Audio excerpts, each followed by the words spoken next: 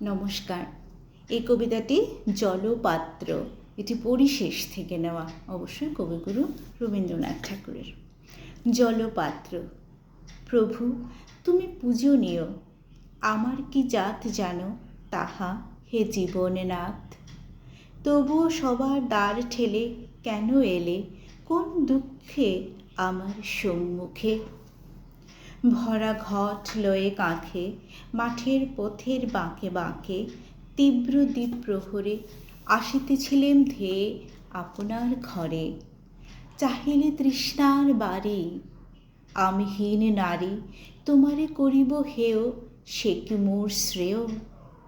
ঘটখানি নামাইয়া চরণে প্রণাম করে কহিলাম, অপরাধী করিও না মোরে।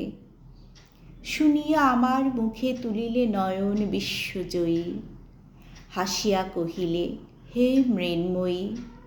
পুণ্য যথা মৃত্তিকার এ বসুন্ধরা, শ্যামল কান্তিতে ভরা সেই মতো তুমি লক্ষ্মীর আসন, তাঁর কমল চরণ আছো চুমি।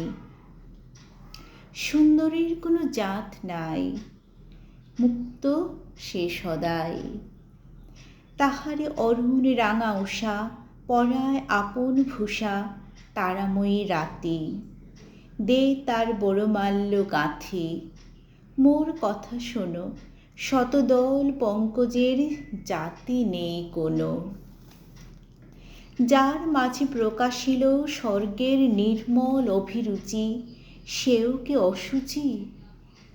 বিধাতা প্রসন্ন যেথা আপনার হাতের সৃষ্টিতে, নিত্য তার অভিষেক নিখিলের আশিস বৃষ্টিতে।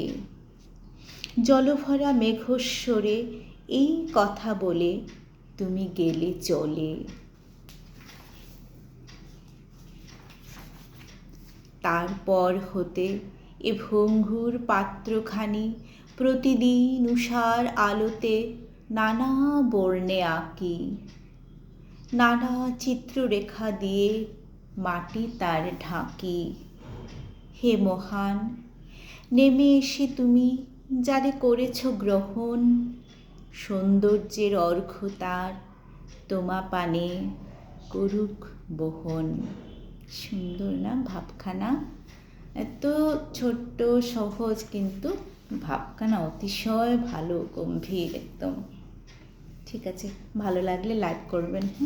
আরেকটা কবিতা আছে, সেটাও ভীষণ সুন্দর। পুকুর ধারে। দোতলার জানালা থেকে চোখে পড়ে পুকুরের একটি কোণা। ভাদ্র মাসে কানায় কানায় জল, জলে গাছের গভীর ছায়া টলটল করছে সবুজ রেশমের আভায়। তীরে তীরে কলমি শাক আর হেলঞ্চ। ঢালু পাড়িতে সুপারি গাছ কটা মুখোমুখি দাঁড়িয়ে।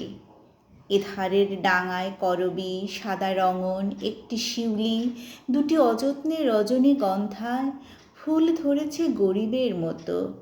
বাখারি বাঁধা মেহেদির বেড়া, তারও অপারে কলা, পেয়ারা, নারকেলের বাগান। আরও দূরে গাছপালার মধ্যে একটা কোঠাবাড়ির ছাদ, উপর থেকে শাড়ি ঝুলছে। মাথায় ভিজে চাদর জড়ানো, গা খোলা মোটা মানুষটি ছিপ ফেলে বসে আছে বাঁধা ঘাটের পৈঠাতে। ঘণ্টার পর ঘণ্টা যায় কেটে। বেলা পড়ে এলো, বৃষ্টি ধোয়া আকাশ, বিকেলের পৌর আলোয় বৈরাগ্যের ম্লানতা।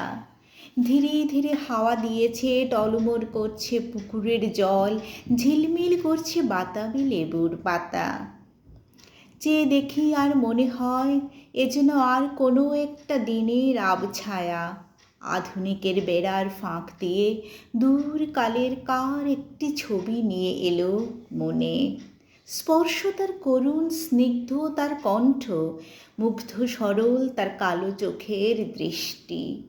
তার সাদা শাড়ির রাঙা চওড়া পাড় দুটি পায়ে ঘিরে ঢেকে পড়েছে।